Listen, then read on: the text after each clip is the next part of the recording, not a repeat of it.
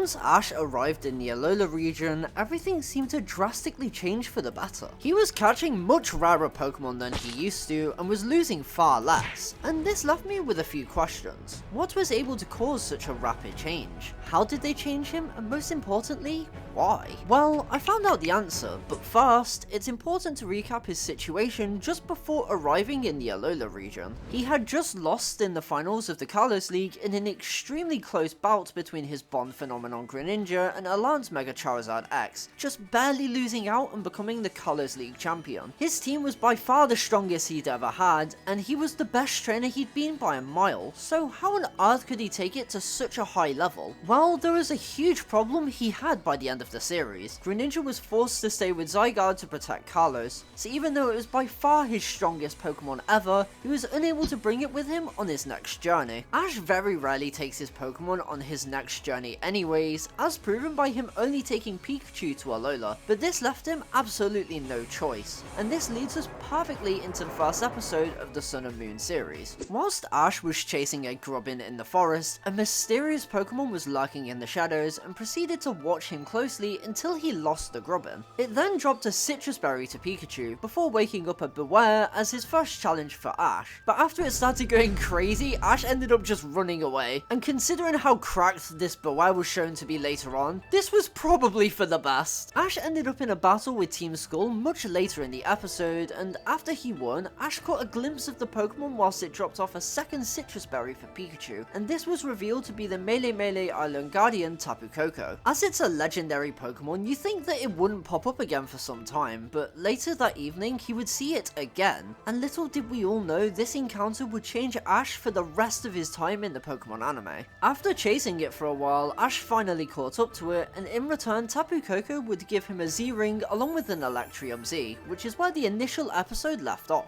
Something very important to mention is that on the second episode, it was revealed that Ash was to stay in Alola instead of just being on vacation, and this was mostly due to Tapu Koko. And this is proven because just after defeating Team Skull, he gets excited by saying Island Guardians, Island Challenges, and Z-moves too. Of course there's a few things he's referring to here, but after his first interaction with Tapu Koko, I can't see how this isn't the main inspiration to stay in Alola in the first place, and it wouldn't be long at all before he had a new set of goals to work towards. In the following episode, there was a surprise party thrown for Ash, where the Alola gang would challenge him and Pikachu to a variety of games. I know this sounds out of context, but it'll make sense in a minute, trust me. Sophocles and Togedemaru challenged him to see who could pop balloons faster. Lana and Poplio challenged them to a Pokemon Aquathlon, where you run and then swim, and Kiawe challenged him to a Tauros race. He somehow managed to lose all of them, however, it's his fourth challenge is where things really heated up. It was a challenge from Professor Kukui to a battle with his Rockruff, to begin with at least, because after having some lunch, Tapu Koko appeared once more. Everyone was absolutely gobsmacked, flabbergasted if you will, except Ash of course, as he was glad to see it again and thanked it for the Z-Ring, only for Tapu Koko to steal his hat and fly into the forest. And believe it or not, this actually led to Ash battling Tapu Koko instead of Professor Kukui, and he was absolutely no match for it until Tapu Koko shocked everyone. And no, it didn't randomly hit everyone with a discharge, instead it just wanted Ash to use his Z-move against it. At this point, Ash had never used a Z-move before in his life, and had zero clue how to do it, so everyone doubted if he could even pull it off. However, Ash and Pikachu managed it pretty easily. Did it do any damage to Tapu Koko? Absolutely not, but something peculiar did happen, and that was his Z-Crystal shattering. This surprised everyone because they'd never seen it before, but then Kiawe predicted that it was too soon for Ash to use Z-moves and that he wasn't ready. And funnily enough, this only motivated Ash, and this was the goal I mentioned earlier.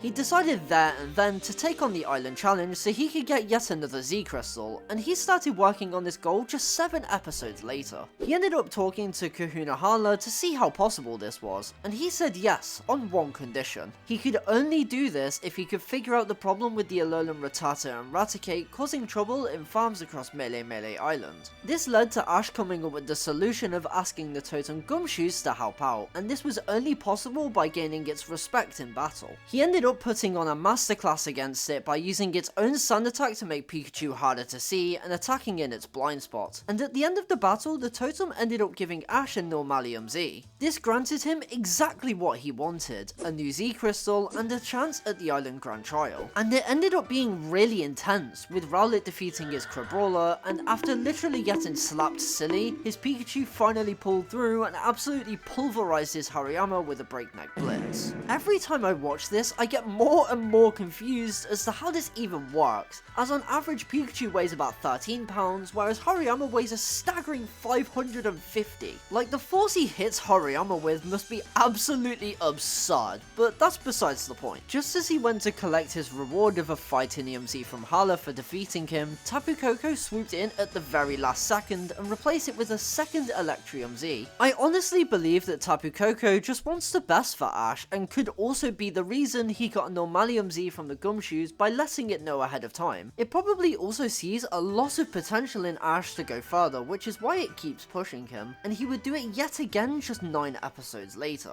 During this episode, Ash was training to challenge Tapu Koko once more to see how much stronger he'd got, and he was able to do this after training with Sophocles for half the episode, and you could tell this really helped. There was still a clear power difference between the two, but as Pikachu fell off the side of a cliff mid-battle, there was no clear winner of this fight. This was only more motivating for Ash to guarantee the win the next time they battle, although that next battle wouldn't come for a very long time. In the meantime, Ash would go on to defeat Olivia in his second Grand Trial, continuing his quest Tapu Koko initially motivated him to do. And we wouldn't see Tapu Koko again until episode 44 came around, where Ash had a dream where he was at the altar of the sun, and in this dream, Solgaleo and Lunala created a Cosmog, which is pretty wild to say the least, and you're probably wondering how this even relates to Tapu Koko. Well, on his way to school, Tapu Koko interrupted them by guiding them to a private spot in the forest, and then flying upwards, and the bush below it was shaking. Pikachu and Ash both noticed this and approached it very carefully, only to find that same Cosmog sitting in the grass fast asleep.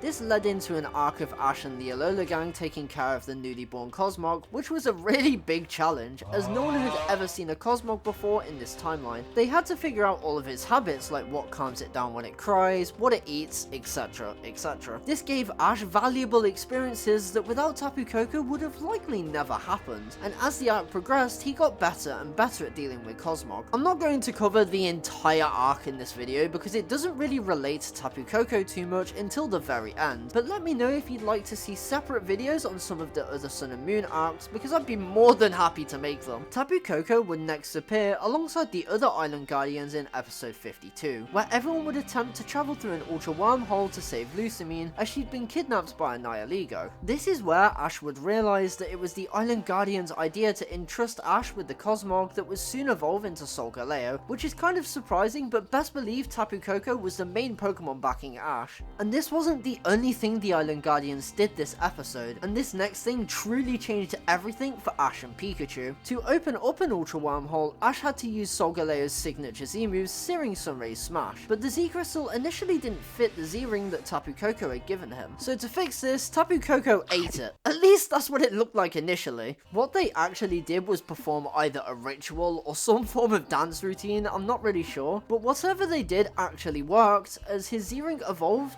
to fit the Solgalenium Z. And this might be a crazy shout, but I honestly believe this granted the Z-Ring some form of special power alongside it, and you'll see why in just a little bit. This allowed Ash and the others to travel through an Ultra Wormhole to rescue Lusamine once and for all, and they did this some episodes later, but not in a way anyone could have ever expected. After chasing Lusamine and Nihilego for a couple of episodes, when they finally caught up to it, Ash and Gladion's initial plan was to distract Nihilego with his Silvally, and then have Ash use Gigavolt Havoc to defeat it, and this is not how it went.